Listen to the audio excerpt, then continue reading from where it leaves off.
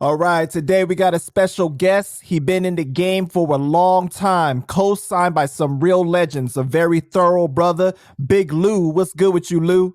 What's good, Panda Chop? How you doing today, man? I'm good, man. How you living, baby? I'm blessed. I'm blessed. I can't complain. Everything's been great. That's great to hear, bro.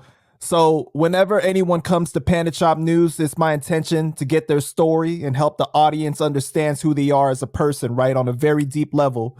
So where were you born and what was it like growing up there? I was born in Camden, New Jersey, 8 square mile city.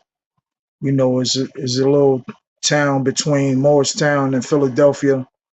Um, Everybody think like we more towards the south. They think we country over here, but ain't nothing country about us. Nothing country. It's just like New York. You know what I mean?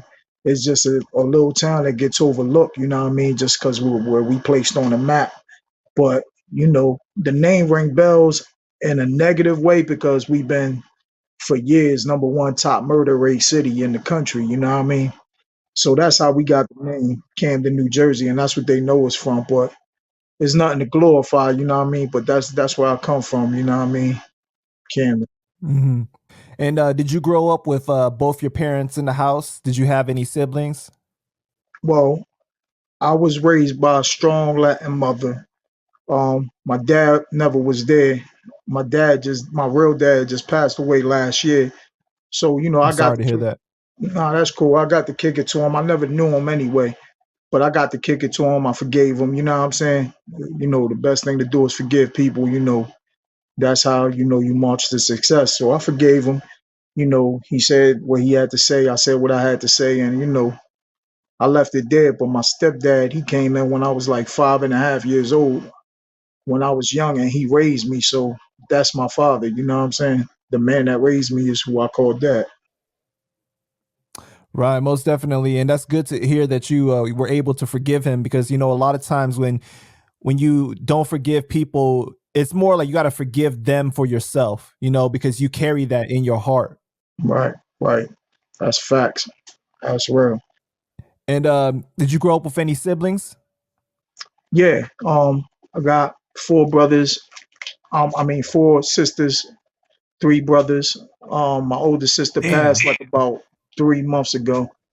So Oh rest man, I'm in peace sorry to to my hear big that. sister. Yeah, she passed. So that's why I was, I've been low key lately, but coming back out, I'm ready to play a little bit with some of these clowns. Right, right. And what kind of kid were you like growing up? Um, you know what is, the funny thing about me was I was with my mother. My mother will tell you the story better than I can. I left the house when I was 14 years old, 13 going on 14. Um, I thought I was a man, and I always wanted to be independent. You know what I'm saying? I found a slumlord, and he rented me a little apartment. You know what I'm saying? And I started hitting the streets. So I was selling drugs at 14 years old. You know what I'm saying? And you know, ducking and dodging my mom and my father because they was looking at me like this boy crazy. But I just wanted to be on my own at that age. You know what I'm saying? By the time I was 16, I got a girl I was living with. I got her pregnant, you know, with my daughter, who's my oldest daughter. So it was like a kid having a kid. So, Right. I grew up fast, you know what I mean? And from there, everything just got real, you know what I'm saying? I really come from what I talk about. And even though I don't glorify it all the time in my music, I just come from that life, you know what I'm saying? I come from a place that was dangerous, that was hard growing up there, but I earned my respect in the street the hard way, you know what I mean, as a kid, and learn how to dibble and dabble and do what I had to do, you know what I mean, to become the man I am today. Most definitely, man. So the household that you grew up before you left, was it a very traditional Latino household? Yeah, yeah, you know what? It was We was tight, you know what I'm saying? Put it like that. Like me and my brothers, we were arguing, fight. I always felt like I was different from all of them, you know what I mean? And it's still like that till we got older, but at the end of the day, they was my family. If you mess with one of them, you had to mess with all of us. You know what I'm saying? So we always had each other's back. You know what I mean? We grew up, like I said, a strong Latin mother. She did everything she had to do to raise us right. You know what I'm saying? So when I left the house at a young age, I broke her heart because it was like a domino effect. I saw all my sisters leave the house, and even though she did an exceptional job, my sisters was leaving one by one, running away with their boyfriends, and then my brothers started doing the same thing.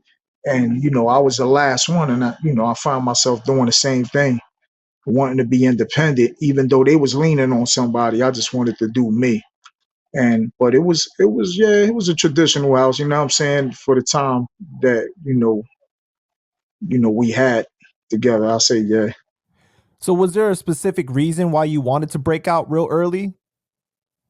You know what, Panda? It's funny because at 13, the average kid would be thinking about playing games and stuff like that. I was thinking about money. I was like, yo, I was always on a money trip. Like, I loved their sneakers, you know what I'm saying? So when I was out there doing it, everybody would tell you, if you go through the hood, everybody be like, oh, Big Lou. I remember he had like 3,000 different. I had a sneaker for every day of the year. And it was like, I wanted my sneakers, I wanted clothes, I wanted my own house. That was me. You know what I mean? I was like that. But little did I know that in order to get that, I had to do some things that I might have regret later in life. And I looked myself in the mirror and I was ready for it. So that's how I grew up. You know what I'm saying? I grew up hard, but I wouldn't change nothing for the world, Panda, for real. It taught me a lot of responsibilities.